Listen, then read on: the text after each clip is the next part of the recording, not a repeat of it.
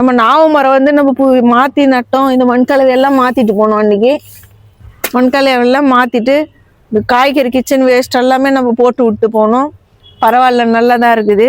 செம்பருத்தி செடி தான் ஃப்ரெண்ட்ஸ் அப்படியே கொஞ்சம் வாடின மாதிரி ஆகிட்டு இருக்குது. நாட்டு செம்பருத்தி இலையெல்லாம் அப்படியே பழுத்த மாதிரி, வெயில் வருதுப்பா கொஞ்சம், இலையெல்லாம் பழுத்த மாதிரி ஆகிட்டு இருக்குது. இதுலேயும் அரும்பு வந்துச்சு. சரி நான் கட் பண்ணி விடலான்னு அதை பாருங்க, இப்போ தான் எல்லாத்துலேயுமே அரும்பு வருது. சரி இது பூக்கொட்டன்னு சொல்லிட்டு நான் அப்படியே விட்டுட்டேன். சாமந்தி செடி வந்து எல்லாத்துலேயுமே இது பாருங்க இப்படி தானா ஒடிதா இல்லை என்னான்னு தெரியல. இதெல்லாம் நம்ம கட் பண்ணி எடுத்துடணும்.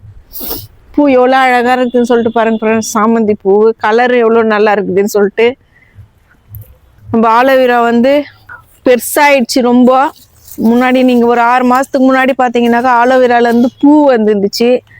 அந்த பூ வந்து ரொம்ப நாள் பூ, யார் வீட்டில் ஆலோவேரா வந்து வருஷ கணக்காக இருக்குதோ அவங்களுக்கு தான் பூ வரும்னு சொல்லுவாங்க. நம்ம செடியில் ஆலோவேராவில் பூ